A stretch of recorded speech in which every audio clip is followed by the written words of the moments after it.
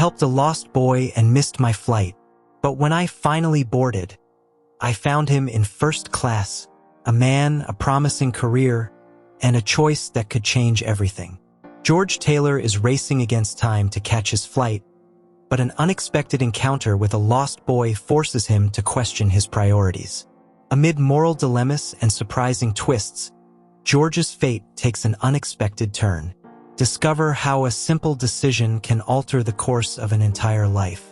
George Taylor, a financial consultant in his 50s, was rushing through the corridors of O'Hare Airport in Chicago.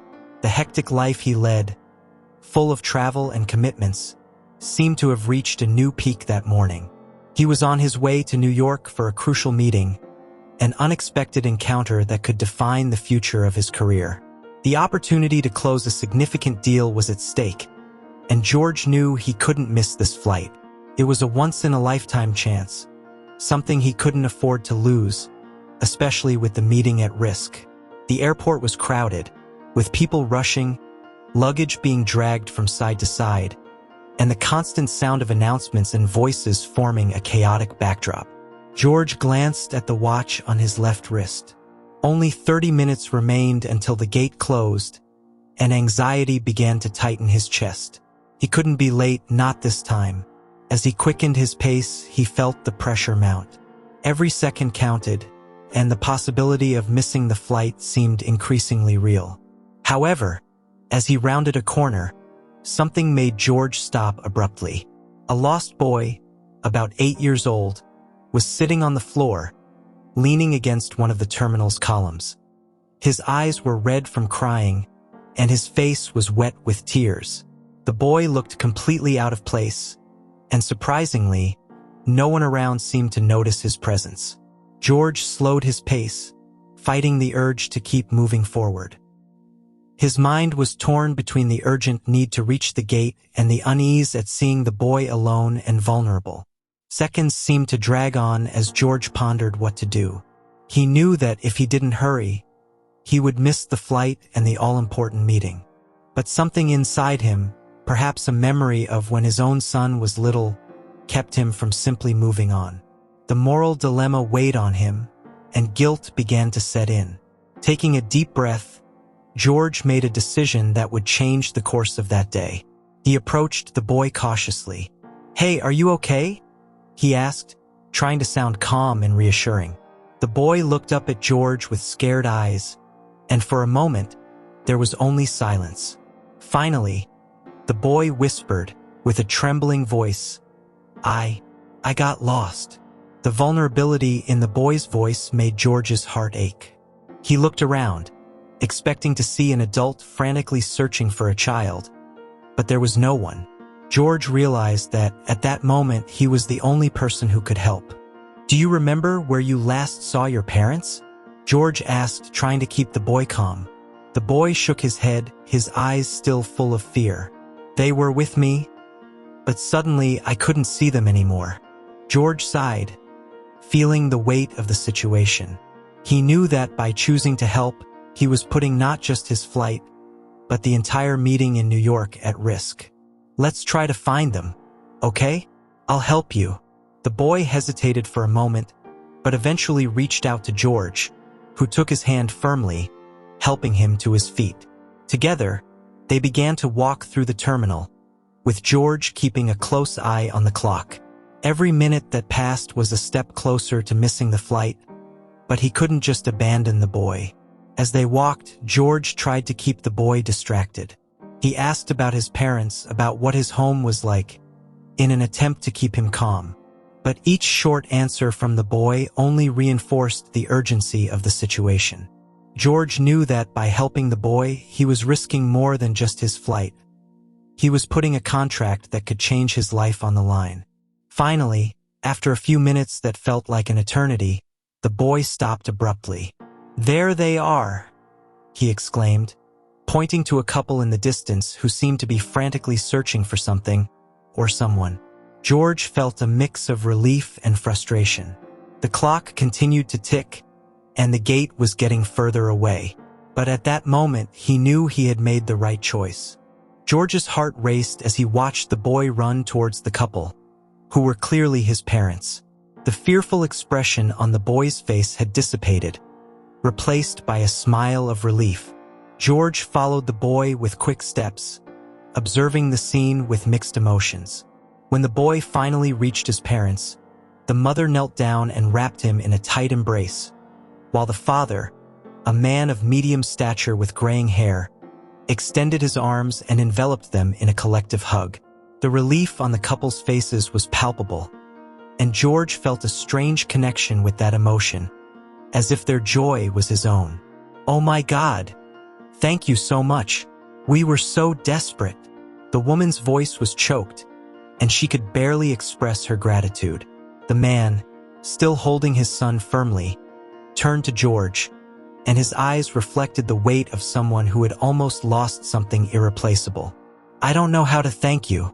You saved our day, our lives." George, feeling awkward, just nodded. He didn't see himself as a hero, but the man's words carried a weight he couldn't ignore. "It was nothing. I just did what anyone would do," he replied, trying to dispel the discomfort that was beginning to settle in his chest. He knew deep down that few people would have stopped in that situation, but the compliment made him feel both proud and regretful, a mix of conflicting emotions. The man extended his hand. "I'm Thomas, and this is my wife, Mary, and this is our son, Ethan." George shook Thomas's hand, feeling the sincerity and gratitude in the gesture. "George Taylor," he responded automatically, while his mind was already back on the clock. Only 5 minutes remained until the gate closed. "I need to go," he said quickly, trying not to sound rude. "I'm glad you found each other, but I really need to catch my flight."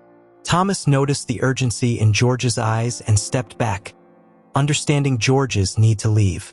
Of course. Sorry for taking up so much of your time. But know that if you ever need anything, you can count on us." George quickly waved and began to walk away, but the feeling that this unexpected encounter could have consequences continued to echo in his mind. He ran through the terminal, feeling sweat trickle down his forehead and his heart beating even faster, now from the race against time.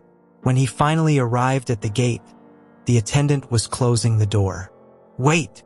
George shouted, but the woman's look said it all. "I'm sorry, sir. The gate is closed. You've missed the flight." The words fell on George like an irrevocable sentence. He stopped abruptly, feeling the weight of the consequence of his choice. Anger began to bubble inside him, but was soon replaced by a sense of despair.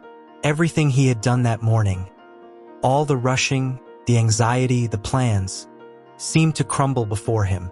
The contract he had so desperately wanted was now at risk, hanging by a thread.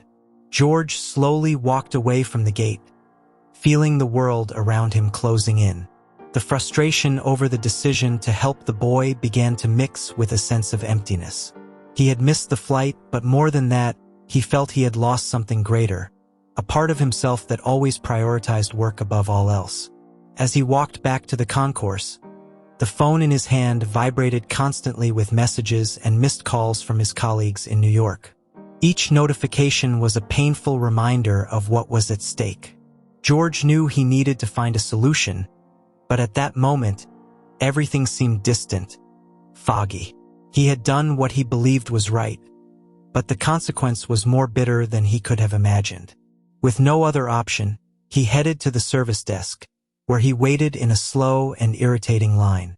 When he was finally attended to, the employee, with a polished smile, informed him that all direct flights to New York were fully booked. The only available option was a flight in 2 hours with a connection, and the only free seat was in economy class. George accepted with little choice, but the bitterness of the situation was inescapable. He had done the right thing, but the cost seemed unbearably high. Sitting in an uncomfortable chair in the waiting area, George felt the weight of failure pressing on his shoulders. The airport around him continued in its frenetic rhythm, indifferent to his situation. The voices, the hurried footsteps, the constant announcements. Everything seemed like a blur, distant and insignificant. George repeatedly questioned his decision to stop and help the lost boy. It wasn't exactly regret, but a bitter acceptance that by trying to do the right thing, he had lost something precious and perhaps irreversible. What tormented him most wasn't just the missed flight, but the feeling of helplessness in the face of events. George, who had always prided himself on being a man in control, of having command over situations, now found himself at the mercy of time, something he couldn't manipulate or recover. The meeting at risk was a constant shadow that loomed over him, a painful reminder that time was running out quickly. While waiting for the next flight, George tried in vain to reorganize his thoughts. The messages on his phone continued to arrive, his colleagues and clients in New York already beginning to show signs of impatience. But George, engulfed in his own frustration, could barely respond. The weight of what he had lost seemed to silence his mind, as if every word he tried to type was empty, purposeless. When he was finally called to board, the sense of defeat only intensified. The ticket in economy class was a cruel reminder of his situation. George, accustomed to traveling in comfort, now found himself squeezed into a narrow seat between two strangers with cramped legs and limited space. The trip he had so eagerly anticipated, which was supposed to be a golden opportunity, now became an ordeal. The plane took off, but George hardly noticed. His eyes were fixed on the window, but he didn't see the sky, the clouds, or the city below. All he could see was the promising future that seemed to slip through his fingers. He had prepared for weeks for that meeting to impress influential clients, and now all of that seemed in vain. Every minute spent in the air increased the pressure, as if an invisible hand were tightening its grip on his chest. The light turbulence that shook the plane seemed to reflect George's internal turmoil. He closed his eyes, trying to push away the dark thoughts, but they kept returning. The time lost at the airport, the unexpected encounter with the lost boy, the search for the parents. Everything seemed like a succession of events that led him to a state of silent despair. He knew that when he arrived in New York, he would have to face the consequences. The disappointment of missing an important contract, the possible decline in his career, the overwhelming feeling of failure. Finally, after a connection that seemed to drag on endlessly, George boarded the final leg of his journey. This time, he hardly noticed the cramped seat or the discomfort around him. He was exhausted, physically and emotionally. The fear of failure had taken root so deeply that he could hardly think of anything else. The unexpected encounter with that boy had changed the course of his day, and perhaps his life, in a way he still couldn't fully comprehend. But fate, always unpredictable, still had a surprise in store for George. When the plane finally landed in New York and the passengers began to disembark, he was resigned to facing the consequences. But as he stood up and grabbed his carry-on bag, something unusual happened. As he exited the aircraft, George was one of the last to disembark, walking slowly down the aisle to the door. As he passed through first class, his gaze was drawn to a familiar face. There was the boy, Ethan, sitting next to his parents, now with a calm smile, completely different from what George had seen at the airport.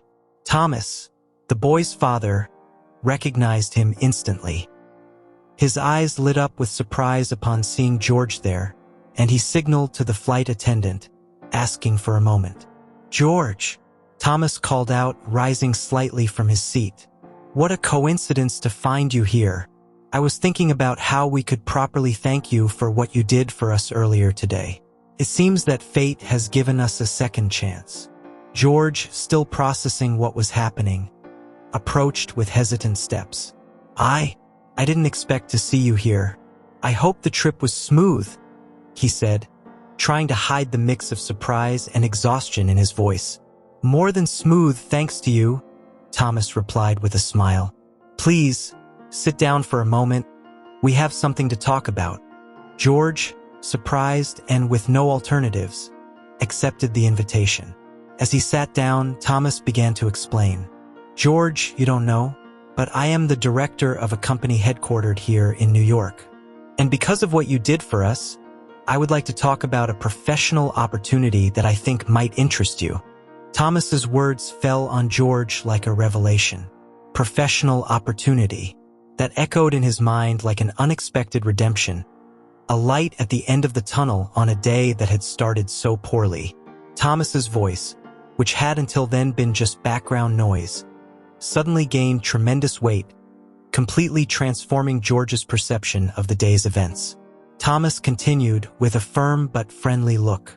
"George, I am the CEO of Horizon Enterprises, an investment company with a global portfolio. We were in Chicago for a conference and were on our way to New York for a series of meetings with potential new partners. However, what you did for us today goes beyond professionalism.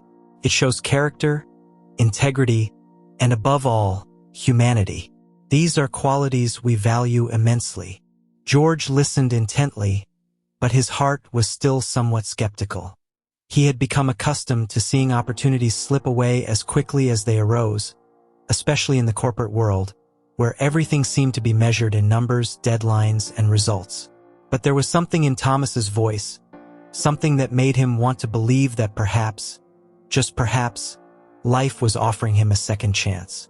I don't know what to say, Thomas. I'm surprised and, to be honest, I didn't expect something like this to happen today." George's voice was halting, trying to hide the vulnerability that was beginning to show. He, who had always prided himself on being rational and meticulous, now found himself facing a situation he couldn't control, but that could change the course of his life. Thomas smiled, noticing George's hesitation. "I understand that this might be a bit sudden, but look, George, Horizon is always looking for talent that not only delivers results but also has a broad vision, that understands the importance of connecting with people. And you demonstrated that today. Besides, we've been considering expanding our presence in Chicago for some time, and we'll need someone to lead that project. Someone we can trust." Thomas's words were like a breath of fresh air amid the suffocation George had felt all day. The promising future he thought he had lost now emerged in an unexpected way, more vibrant and possible than before. He felt his chest fill with new energy, a mix of relief and excitement, but still, something kept him cautious. "What exactly are you suggesting, Thomas?" George asked, trying to keep his voice steady, but unable to completely hide the hope that was beginning to emerge. "I'm trying to understand if this is a real opportunity or just a way for you to thank me for what I did." Thomas laughed softly, but without derision. "I'm not the type to offer something without being genuine, George. This is a real proposal, and if you're interested, we can talk more about it when we get to New York. But I can already tell you that what we have in mind is significant, something that can not only boost your career but also offer a stability that few achieve." George was silent for a moment, letting the words settle in. He had always believed that good opportunities only came with a lot of effort and planning. But there he was, facing a surprise on the plane, something he could never have predicted. For a brief moment, he remembered Ethan, the scared look on the boy's face when he found him lost at the airport, and how he himself was feeling now, facing the unknown. "I'm interested, yes," George finally responded, his voice now steadier but still carrying a contained emotion. "I think we can talk more about it when we arrive." The words came out before he could question himself further, as if a part of him knew that this was the right path, even though the future was still unclear. Thomas nodded, satisfied. "Excellent, George. Let's talk more soon, then." He leaned back in his seat, seeming relaxed like someone who knew exactly what he was doing. George, on the other hand, still felt an internal whirlwind, but now mixed with renewed hope. As the plane began its final descent into New York, George looked out the window, seeing the city's lights approaching. He felt that he was about to enter a new phase, one that he could never have predicted when he left home that morning. What seemed to be a day of failure and loss was transforming before his eyes. He had missed the flight, the meeting, but in return, life had presented him with something that might be even more valuable. The plane landed smoothly, and as the passengers prepared to disembark, George felt that he was leaving behind not just a missed flight, but a part of his life that no longer made sense. He still didn't know how everything would unfold, but there was a new clarity in his mind. He was about to discover what the future held, and for the first time in a long time, he was ready to embrace the unexpected. George stepped off the plane, feeling each step with a weight he couldn't ignore. The solid ground of New York's airport seemed to carry hidden meanings, as if every movement was important. The fluorescent lights of the terminal reflected his state of mind, a mix of exhaustion, expectation, and a cautious hope he was trying to keep under control. Thomas, Mary, and Ethan walked a little ahead, talking among themselves, while George walked just behind, absorbing everything that had happened that day. Thomas's words still echoed in his mind. Professional opportunity, promising future. George had always been a pragmatic man, calculative to a certain extent, but now he found himself in an emotional territory he couldn't clearly map out. The control he so valued seemed to have been left behind in Chicago, along with the missed flight and the meeting at risk. In its place was a mix of uncertainty and excitement that disconcerted him. When they arrived at the baggage claim area, Thomas turned to George with a smile that seemed to carry more than simple courtesy. "George, I know it's been a long day, but if you have time, I'd like to invite you to dinner with us. We can continue our conversation more calmly." George hesitated. He was exhausted, physically and emotionally, but he knew this wasn't just a simple thank you invitation. Thomas's proposal was another step in a direction he wasn't yet sure he wanted to take, but that, at the same time, seemed irresistible. "Thank you, Thomas. Sure, let's have dinner together," he replied, trying to keep his voice steady.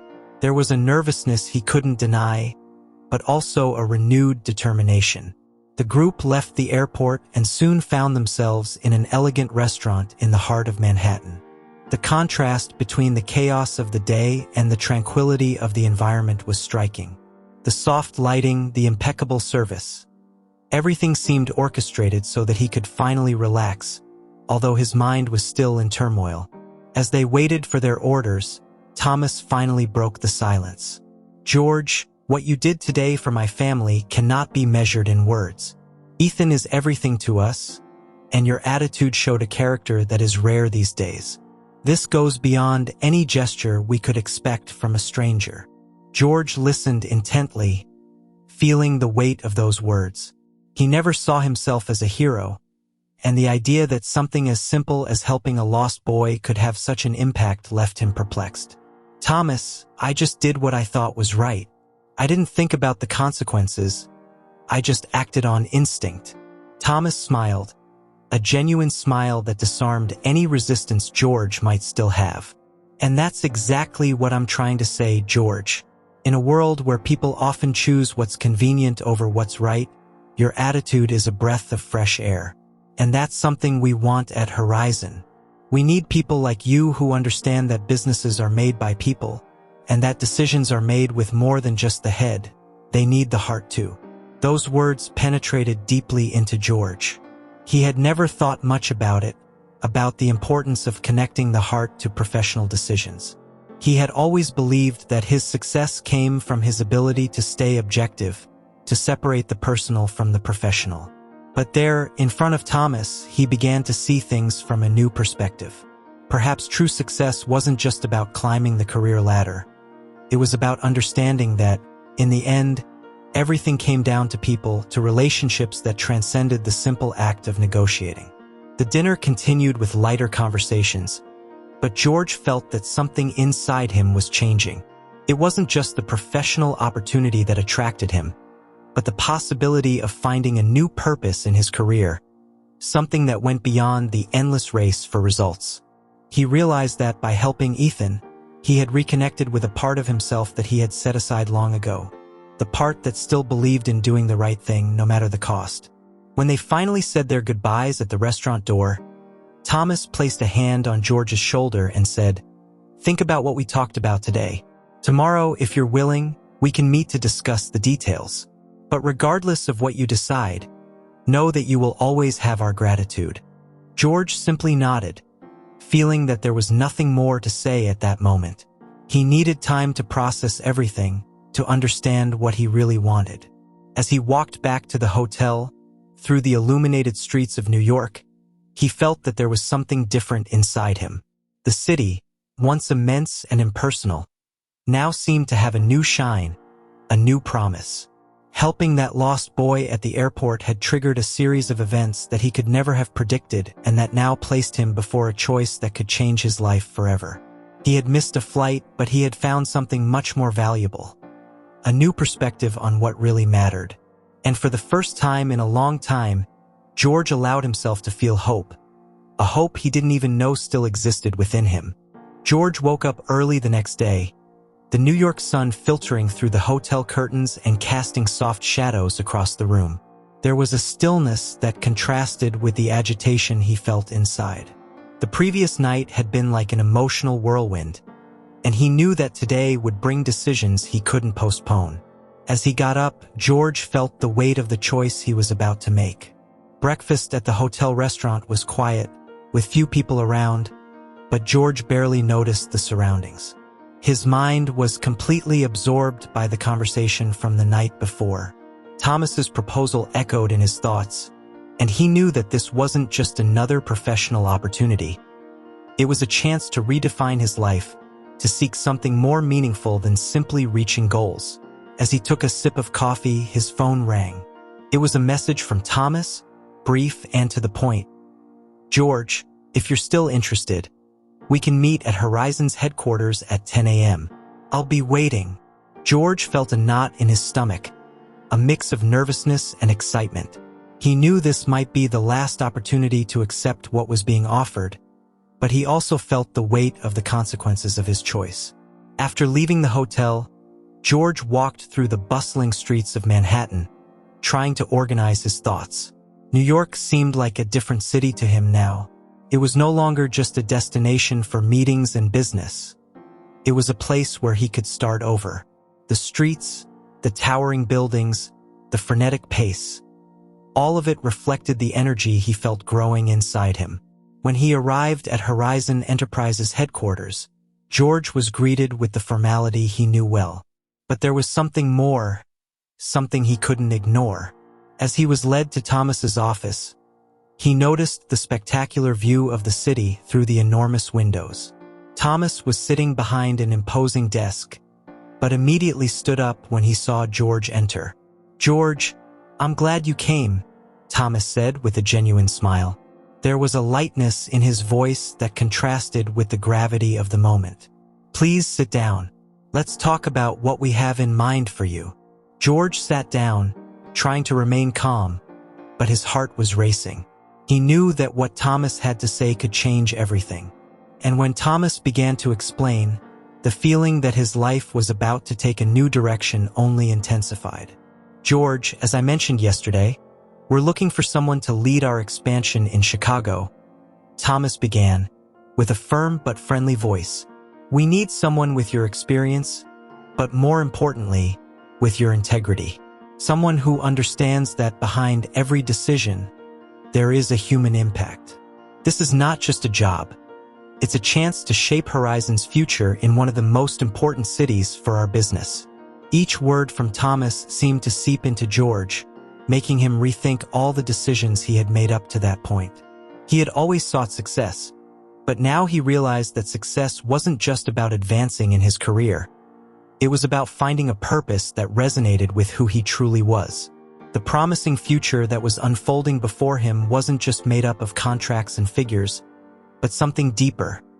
A chance to make a difference, to reconnect with values he had set aside.